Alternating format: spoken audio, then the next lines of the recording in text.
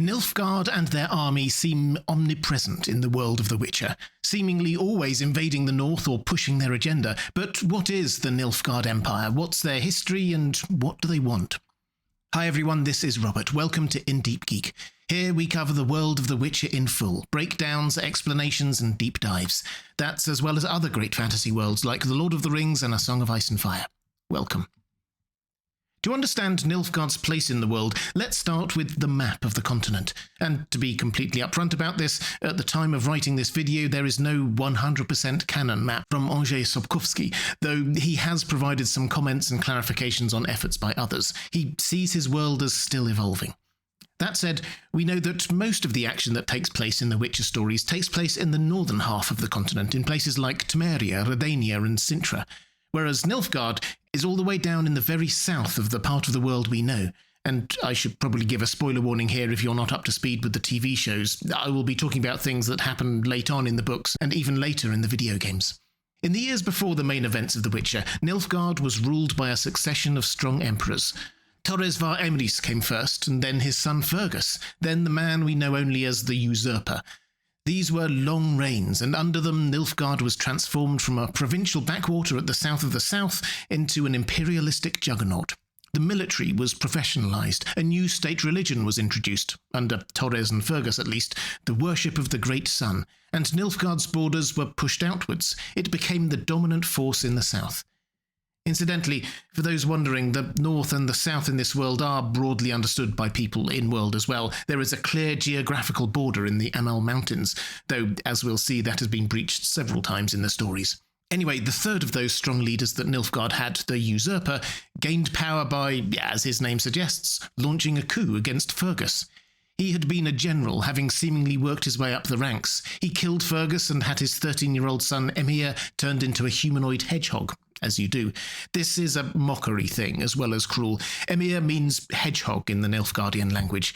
Emir the hedgehog was then released into the wild, managed to escape Nilfgaard, and fans of The Witcher will be well aware of what happens next. Through a combination of rash promises, love, and destiny, he manages to get himself changed back into a human, taking on the name Duny, and keeping his real identity secret, marries Pavetta, the heir to Sintra, a small but important northern kingdom, and they have a daughter Ciri, who is promised to Geralt as a child of surprise.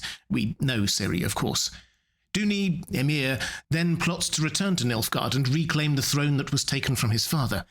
It doesn't go quite to plan. He wants to take his new family with him, but Pavetta drowns and Ciri gets left behind. But he makes it back, and 20 years after his father was killed, he launches a successful counter-coup, and the Usurper is thrown from power. Emir is then ruthless in cementing his position, even going far as having his dead political rivals disinterred and their gravestones laid as the new floor of his ballroom, leading to his long but rather impressive nickname of the White Flame dancing on the barrows of his enemies. The Usurper's very name was also removed from every record in the land, hence us never knowing his name, just the Usurper. All of which brings us up to about the year 1257, which is partway through the main Witcher short stories. Ciri is still very much a child, and Geralt mostly wandering the continent doing the Witcher thing. Emir spends the next few years solidifying his power even more, and expanding the empire even more. By this point, it covers basically the entire south. Not all of it was run directly from Nilfgaard itself, however. Some of the old kingdoms still technically retained their monarchies, but in reality were vassal states to Nilfgaard. Some others had been subsumed into Nilfgaard itself, and still more were ruled by stewards appointed by Nilfgaard. Regardless of governance model, all parts of the empire contributed to its well-being, including its army. They may be drawn from all parts of the south, but they march under one banner with one uniform armour style, all black. In fact, northerners often refer to Nilfgaardians as the Black Ones for this very reason. The flag they march under is that of the Great Sun, the empire's state religion.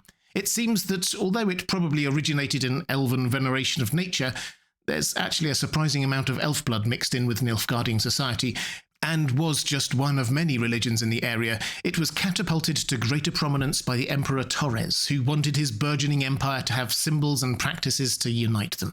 It has grown since then to be almost inseparable in most people's minds to Nilfgaard itself. And layered through all this is the feeling of Nilfgaard's perpetual expansionism, not just in terms of conquest, but with a feeling of cultural superiority. Nilfgaard is successful, rich, and wants everyone to worship their god. They also practice slavery. At which point, it's probably worth just noting the literary role of the Nilfgaardian Empire in this world. There are lots of different possible historical parallel empires in our world. Andrzej Sapkowski has mentioned the expansionist Roman Empire as one example. But the important point is that to a story that is predominantly based in the north and seen through the eyes of northerners, Nilfgaard represents the other. Their politics is complex and unknowable, their brutality clear, their superiority in terms of army size and order obvious, their religion strange, and they seem inevitable. Each victory against them is short-lived, they just keep coming. Which isn't to say that there is nothing to admire. There is a lot to admire if you look in the right places, but the Witcher stories often give voices to those in the battlefields and burned villages of the continent, the oppressed peoples and the disenfranchised. To them, Nilfgaard means war and conquest and suffering. The sight of the black-armoured army marching towards you is not a cause for cheer. Anyway, all that brings us back to Emhyr var Emrys, Nilfgaard's new emperor, after he deposed the usurper. After solidifying his rule, he returned quickly to the empire's expansionist instincts. In the year 1263, he launched an all-out invasion of Cintra, Nilfgaard's first foray into the north. It forms much of the backdrop to the second half of the Sword of Destiny short stories. Emhyr's full motivations here are multi-layered, and I'll break them down in another video, but this is, of course, where Ciri was, though Ciri escapes and eventually ends up with Geralt. Cintra fell in a particularly bloody way that became known in the north as the Slaughter of Cintra, and Nilfgaard pushed on. After Cintra, they headed into Sodden and over the Yaruga River. This was hugely significant strategically, as the Yaruga River is the key defensive line for the north, even more so than the Amel Mountains, and was taken so seriously by the various northern monarchs that they set aside their own differences and came together in an unprecedented alliance: Redania, Temeria, Aedirn and Cadwyn. The resulting battle, the Battle of Sodden Hill, was massive. Over 100,000 soldiers took part, we're told, and there was a decisive input from northern mages, 13 of whom died, and their names inscribed in gratitude afterwards on an obelisk on the hill. The Nilfgaardian forces were pushed back and retreated south of the Yaruga River, consolidating the gains they had made there. After that, there were 3 years of a rather tense peace. Emhyr used that time to get rid of the generals who had failed him at Sodden Hill and promote up new leaders. Anyway, after the First Northern War, which ended at Sodden Hill, there was a pause, and then the Second Northern War. This is the backdrop to the book Time of Contempt, roughly season 3 of the TV show. You'll remember the northern monarchs meeting and plotting. There are many layers to this, but the headline is that everyone knew Nilfgaard would attack the north again soon, so it would be to the northern rulers' strategic advantage to launch a preemptive strike and get the initiative in the inevitable war, although they wanted to do it in a way that made it look like Nilfgaard were the aggressors. On the other side of the river, Emperor Emhyr devised a plan to prevent the northern mages from uniting and fighting the north as they had done with devastating effect in the First War. That's where the Thanedd coup comes in, getting the wizards to turn on each other rather than unite. Nilfgaard won that first round of politicking and followed it up by launching a massive invasion. Lyria, Rivia and parts of Aedirn fell. This is the war that's raging during the second half of the Witcher novel arc.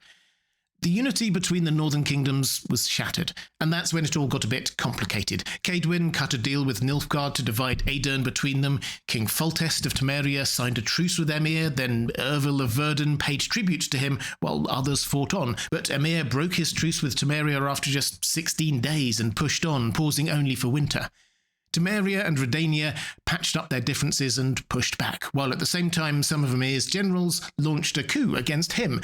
They were angry that he had married the pretend Ciri to assert his claim to Cintra rather than one of their daughters. And then, at the decisive Battle of Brenna, Emhyr's remaining generals got their tactics all wrong. They were forced to retreat, and they go back once more to roughly where they started, south of the Yaruga River. That war ended with the Peace of Cintra. As I said, it all got a bit messy and complicated, but the overall impact was the Northern Kings' fragile alliance becoming rather more fractured, their lands devastated and their coffers empty. Nilfgaard, meanwhile, retained its expansionist objectives. The Third Northern War, or the Third Nilfgaardian attempt to invade the north, is what forms the background to the Witcher 2 and 3 video games. The summit at Loch Muin, the culmination of The Witcher 2, was an attempt by the northern kingdoms to get their houses in order first, while Nilfgaard was predictably trying to sow discord. If you want more details on that, the game is probably the best place to go, so it's not technically book canon.